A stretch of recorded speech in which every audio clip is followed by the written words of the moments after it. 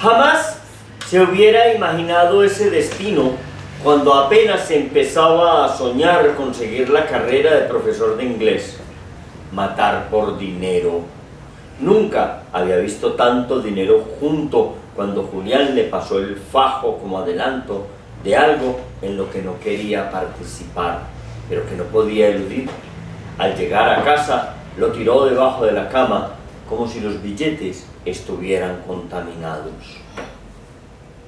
Es un fragmento de la novela Florencia, que acá en Medellín lo está distribuyendo La Butaca Editorial. Florencia es un barrio de Medellín que también en algún tiempo lo invadió ese cáncer del narcotráfico, de los combos, que ha venido saliendo poco a poco, no tanto como quisiéramos en Medellín, que se limpiara de esa plaga del narcotráfico, del sicariato, pero que está bellamente relatado por Nelson Calderón. Esta novela, publicada en España, de la cual pues, fue finalista en un concurso nacional de novela en España, del 11º premio de novela Círculo de Lectores 2018, ya que nuestro autor es de acá, del barrio Florencia, pero radicado en España ya hace muchos años. Y La Butaca Editorial pues se complace no solamente en publicar libros de los cuenteros de Medellín y del mundo, sino también en distribuir las que algunos cuenteros como él pues publican en otras partes, como esta publicada en España, pero que es un cuentero y tiene que ver todo con la cuentería.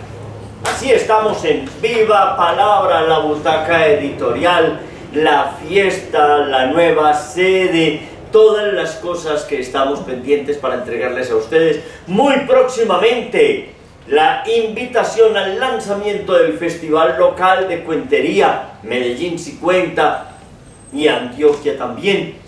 Muy próximamente para los colegios, escuelas, universidades, instituciones educativas, pero también empresas, comunidades barriales que les gusta conmemorar el Día del Idioma, el Día de nuestra lengua, esa lengua pues que no es originaria de esta tierra y sí lo es. ¿Por qué? Porque llegó una lengua, la lengua de Cervantes, que es preciosísima, de modo muy atroz, de modo muy horrible, pero llegó y se quedó, eso ya no lo podemos cambiar, y que fue enriquecida por los vocablos indígenas.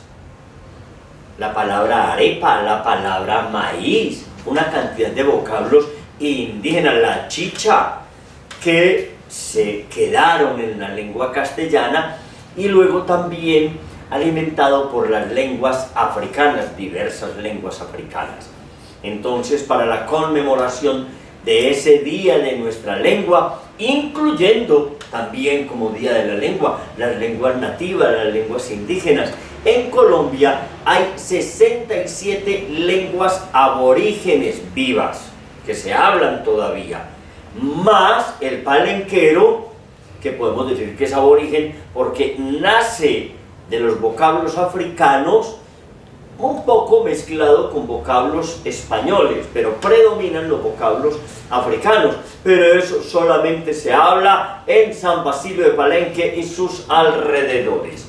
Es aborigen, es local, tiene mucho que ver con las lenguas africanas.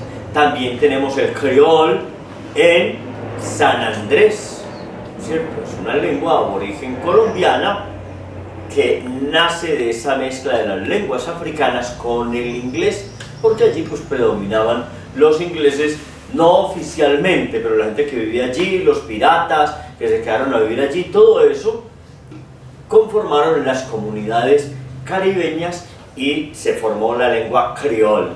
Y también está el caló o lengua gitana. También es una lengua reconocida en Colombia. Y la lengua de los cuenteros. Sí. Viene un cuentero muy especial a compartir con nosotros. En unos momentos les estaremos contando de quién se trata.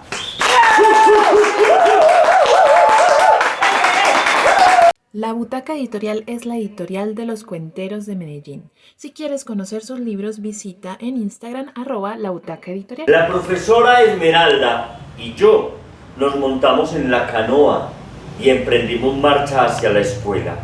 La canoa iba un poco ladeada porque la otra profe y yo no supimos cómo acomodar las cosas.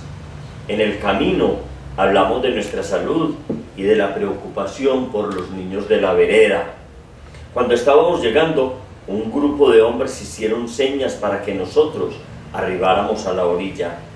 En ese momento sentí que el frío recorría mi cuerpo y solo pensé en encomendarme a Dios. Estaban camuflados y con fusil. Uno de ellos, con cara indígena, nos saludó muy cortés. Enseguida llegó otro, quien se presentó como el comandante. Flores en tierra de guerra. Este es el libro de Angélica Gómez, cuentera, teatrera, comunicadora, profesora. Es oriunda del municipio de Amalfi y trabaja como profesora en una vereda de Yondó. Y nos retrata acá esas historias tristes, lamentables, de la guerra en estas veredas, en estos pueblos, allá esos territorios selváticos que parecen abandonados de la mano de Dios y que entonces se lo tomaron toda la pelambre de grupos armadas que han venido destruyendo este país desde hace más de 200 años.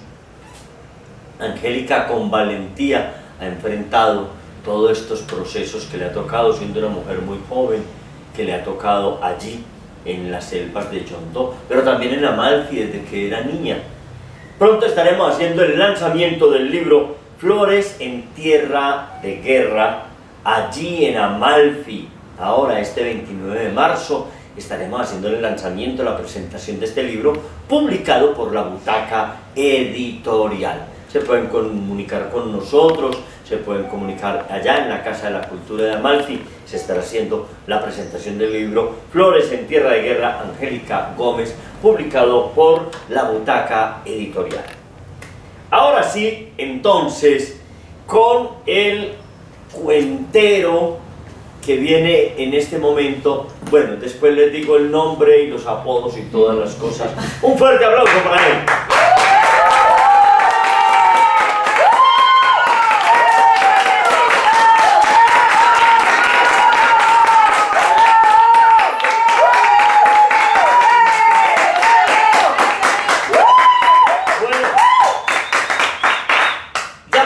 Ustedes la estatura de este joven cuentero, arquitecto, ingeniero civil, cuentero, narrador. Se llama Brian Monsalve, pero Brian así, no el Brian, no es el Brian con H. Los españoles lo pronunciarían Brian, ¿no? Porque ellos aspiran a la H, Brian Monsalve. Un saludo para nuestros televidentes, querido Brian. No, pues primero que todo, muchas gracias por la invitación, a ustedes por ver y muy emocionado de estar acá. Encantado de estar acá con este honor y ese placer. Bueno, él tiene un apodo que a mí como que no me encaja mucho. En el mundo de la cuentería nadie conoce a Brian. ¿Todo el mundo conoce a quién? Corderito. Corderito. ¿De dónde sale ese nombre artístico, podemos decir? Porque es en el campo artístico donde se le conoce con este nombre. Desde que yo era chiquito tenía el pelo muy crespo y hay fotos todavía, hay evidencia fotográfica que era crespo como el pibe Valderrama, pero el pelo completamente oscuro. Un café muy oscuro, y a medida que iba creciendo, cuando uno va perdiendo la gracia de la inocencia, de la infancia, de los años, que ya no es tan lindo. A medida que iba perdiendo los crespos y me iba saliendo la chivera, pues de todas formas seguí con ese apodo de corderito, como de la esponja, como de el hombre así bonito, todo rellenito. Y cuando estuve en la etapa del colegio, de todo el asunto, de que apenas estaba entrando como en las artes de qué es eso, los talleres, las cositas así sencillas, seguí como con ese cariño al rebaño. Ya, oficialmente por allá cuando entré a la Universidad Nacional, que estuve estudiando primero en la Nacional y luego en la Antioquia, cuando entré en la Nacional, que entendí que lo que me gustaba a mí era una forma de arte establecida llamada cuentería, que se hace de esta forma, que lo enseñan acá, que tiene un hogar en el corazón de Medellín. Ya ahí entendí como, no, es que esto no es solamente un apodo, es mi nombre artístico. Mi nombre artístico, mi seudónimo artístico, Corderito. Brian empieza la cuentería en la Universidad Nacional. Háblanos así un poco de ese proceso de cuentería en la Nacho. Cuando estuvimos en las inducciones, yo vi un grupo de personas que estaban hablando y yo como, ay, tan chévere, porque de pronto a veces hacen reír, pero no son comediantes. Y en otros casos, como que te tocaban el sentimiento muy profundo, no como desde el stand-up. Y yo creía que las personas que estaban en el escenario o eran cantantes, o eran comediantes, o de pronto era teatro. Pero no había tenido la oportunidad. Yo venía pues de una parte cerca de San Cristóbal, muy cerrado como para la cultura. Por allá no teníamos tantas actividades y de vez en cuando solamente llegaba eso, o música, los comediantes que se veían en televisión, pero yo no conocía que había personas que contaban cosas, historias, cuentos, fábulas, anécdotas, hasta que tuve esa jornada de inducción en la Universidad Nacional, donde conocí al queridísimo grupo El Cuentacho, de donde soy hijo pródigo. Vuelvo de vez en cuando, pero para mí fue ese primer acercamiento con una forma del arte que se enfoca en transmitir a través de la palabra. Entonces esa fue la vez que me enamoré. Directamente ese mismo día yo me acerqué, le pregunté a los muchachos que en ese momento estaban ahí, venga, ¿qué puedo hacer yo para...? Pues a mí me dicen que yo hablo mucho. Mi mamá me dice que a veces es mejor como que juguemos a hacer silencio. Y cositas así. Y ellos me explicaron que sí había un grupo consolidado ahí y que podía ir a las audiciones, hacer todo este proceso. Y ahí conocí a la profesora Patricia, al profe Jota y a todos en viva palabra después.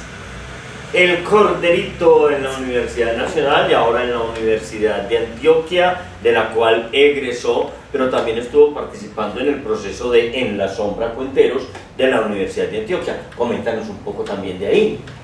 Si mi corazón le pertenece a la Nacional y al Cuentacho, mi corazón es grande y también le pertenece a mi amado y a En la Sombra Cuenteros. Básicamente... ¿Y así es usted en todo? Depende. Si es de mujeres, mi corazón solo le pertenece a una persona. Pero si es para el arte, le pertenece a todas las formas, lugares y personas en las que pueda encontrar ese amor que yo doy y que recibo también. Entonces ya por ahí sí, En la Sombra Cuenteros, el problema es que fueron rogaditos al inicio. Yo les decía como, hola muchachos, yo estoy interesado. Y ellos me decían como, qué interesante que te intereses. Después hablamos. Y así me tuvieron en Después Hablamos como por un año o más.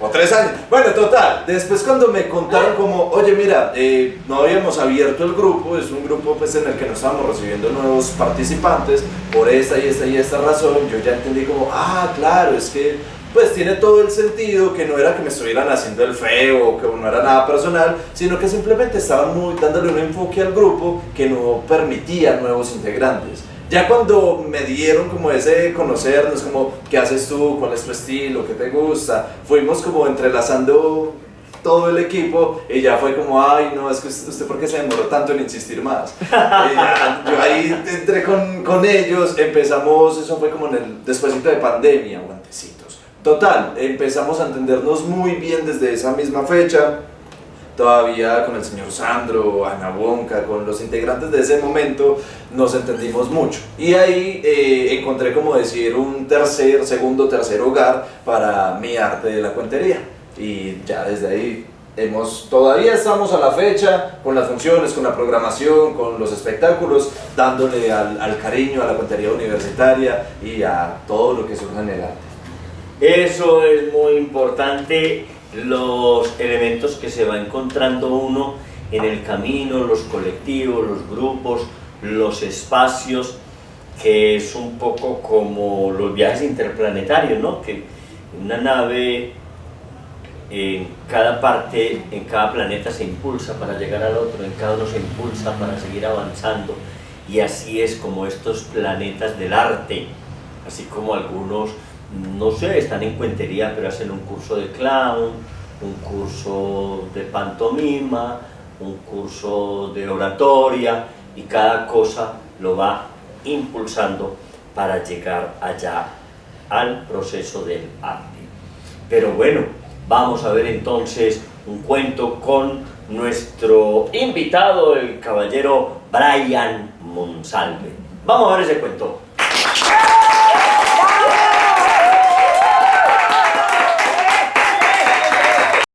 Te invitamos a que seas un constructor de este sueño. Escanea el código QR y entra a nuestra Baki Procede, donde podrás donar desde 3,000 pesos para hacer nuestros salones más grandes y el festival Entre Cuentos y Flores en nuestra sala. Escanea y sé parte de este sueño.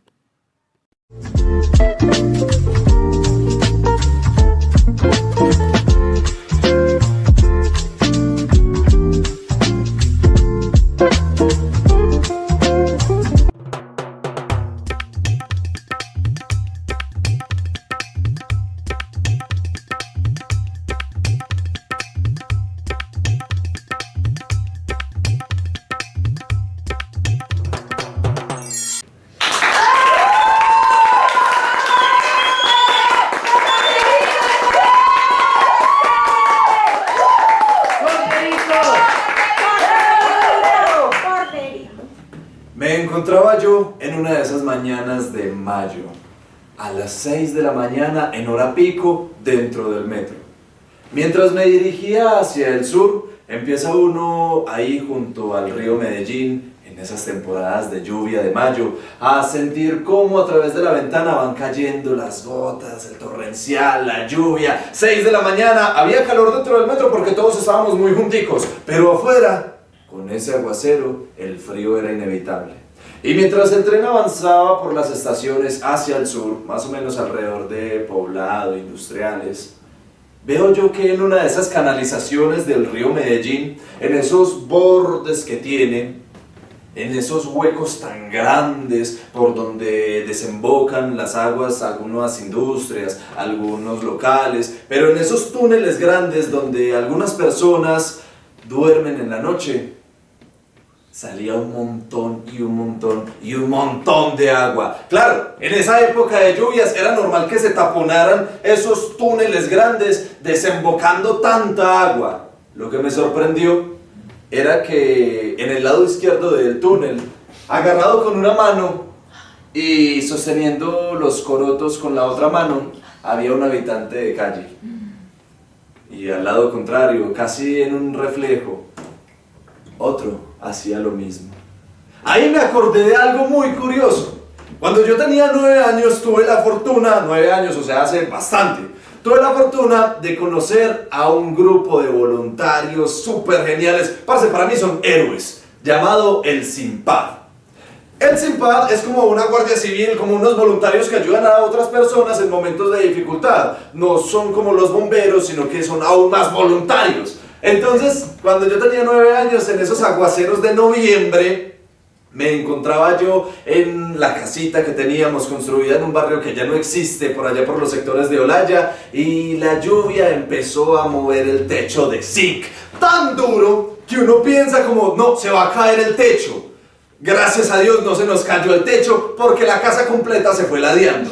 Entonces, entre las preocupaciones, los azares, el salir corriendo, que mi padre se devolviera a sacar los papeles, que mi madre mientras cargaba a mi hermanito le pidiera que sacara las otras cosas, y ir enlistando el orden de prioridades de qué es más importante salvar después de nuestra propia vida, pudimos ver cómo el marco de la puerta que era lo único de metal en la casa después de las tejas de zinc, el marco de la puerta sostenía la estructura de madera para que no se fuera del todo la casita. Al tiempo en el que venía el Simpad, esos héroes para mí, a llevarnos a un albergue, en el cual pude pasar la noche y disfrutar del calorcito de un cambuche improvisado, pero con mucho, mucho cariño. Volviendo a la historia, mientras veía yo a ese habitante de calle sostener los corotos desde el lado izquierdo y al otro haciendo lo mismo por el otro lado, me surgieron dos preguntas. Pues la primera, ¿cuánta fuerza tiene un habitante de calle? Porque era mucho, o sea, el bulto que tenía se notaba ya mojado con toda esa lluvia y no lo soltaba, como si desde ahí mismo se aferrara a su propia vida. Y la segunda, ¿dónde estaba el Simpad del sector del sur, por allá hacia el Poblado, hacia Envigado? ¿Dónde estaban las personas dispuestas a ayudar a personas cuando pierden su hogar?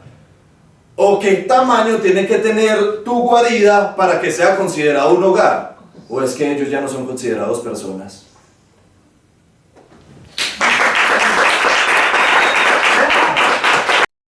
En Dulce Artesana Café y Repostería Artesanal convertimos el amor en dulzura y nuestros ingredientes en porciones de felicidad. Te invitamos a conocer nuestras delicias en la carrera 43, número 5832.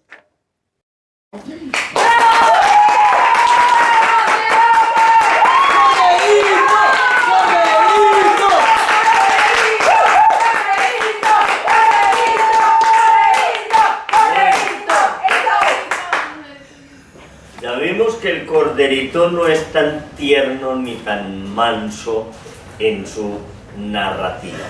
Antes de entrar con el cuento, yo quiero ir a otro elemento que también tiene que ver con tu creatividad, como vimos en este cuento, la creatividad y la creación, que es el cuento improvisado.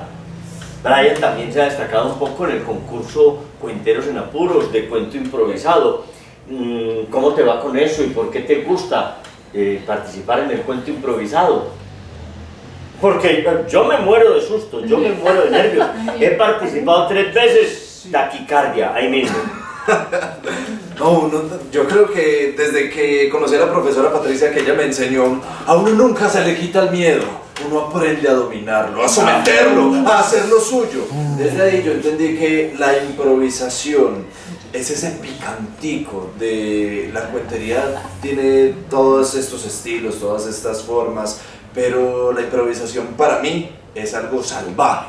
Algo que además de todo lo bello, de lo estructurado, de en dónde va esto, de qué transmito, de qué recibo, de cómo interactúo con el público, en la improvisación no se sabe.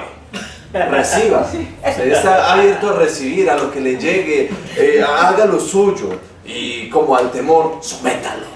Haga que eso sea parte de la historia tan bueno que no parezca improvisación. ¡Ay, esa me encanta! Entonces sí, me apasiona mucho el tema de la impro y de hecho me formé, por así decirlo, de la improvisación en Puro Cuenteros en Apuros.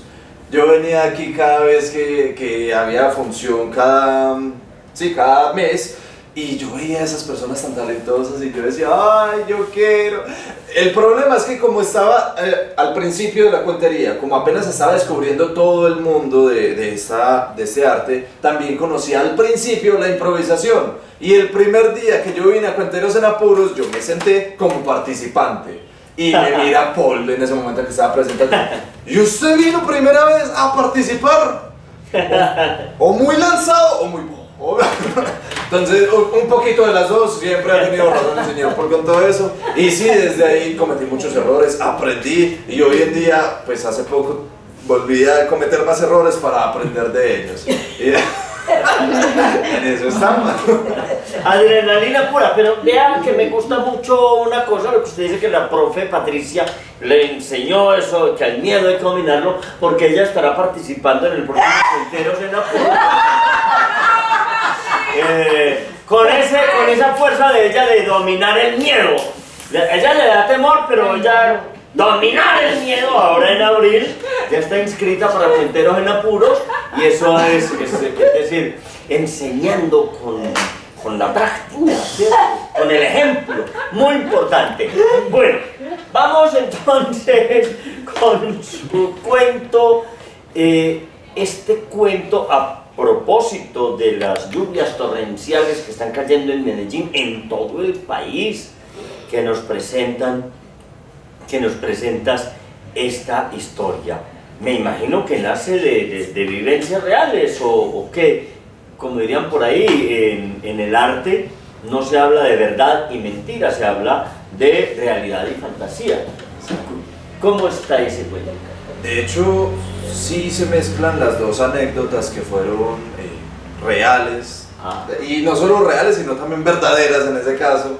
Y lo que yo hice fue como pensar de qué forma transmito esto, porque al final a todos nos pasa algo, todos los días vivimos algo, todos los días presenciamos que alguien vive algo, todas las noches alguien nos comparte y ya depende de nosotros si recibimos o no recibimos o cómo interpretamos eso. Entonces, cuando estaba escribiendo esta historia, para mí fue más la idea de cómo le transmito a los oyentes que esto me pasó. Y no solamente fue una anécdota, sino que fue un momento el que me llevó a recordar algo que me había pasado para que al final confluyera eso en la misma historia. Entonces sí, yo creo que todos tenemos algo que contar y por eso además de la impro me encanta la anécdota también. Es muy importante el nacimiento de las historias que nacen de esos elementos que le tocan a uno el alma, que le tocan el corazón. Cuando algo le toca a uno el corazón, ahí hay un momento clave en la inspiración. Puede haber sucesos enormes, grandes, y uno como que, sí, ahí no hay nada para uno, puede que para el otro sí.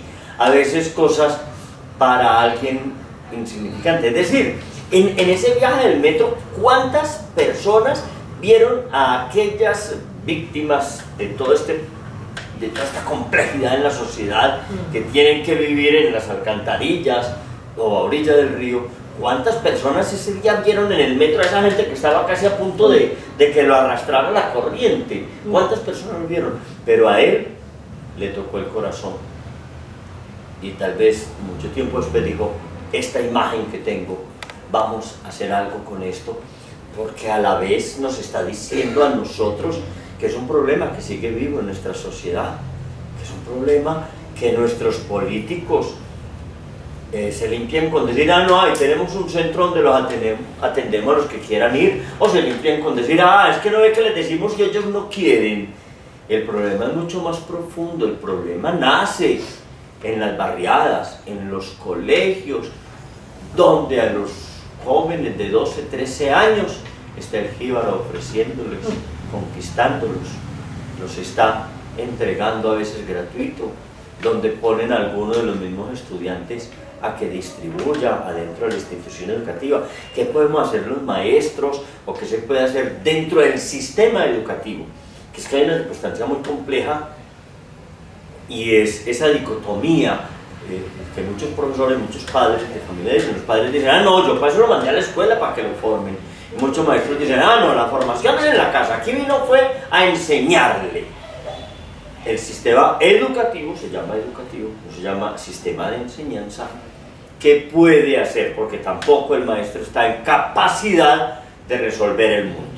Bueno, Corderito, entonces ya con estas historias y estos cuentos, vamos a despedirnos de nuestros televidentes. A ver, una despedida así bien de esas que usted sabe, con eso como le enseñó la profe Patricia, sin miedo, sin miedo. Bueno, primero que todo, muchas gracias de nuevo por la invitación, por el espacio, por las personas que nos están escuchando, su atención, sus oídos, sus ojos, todos esos sentidos que nos comparten y nos permiten a nosotros para transmitir estas palabras. Y ante todo, es un honor y un placer estar aquí, me encanta. Gracias.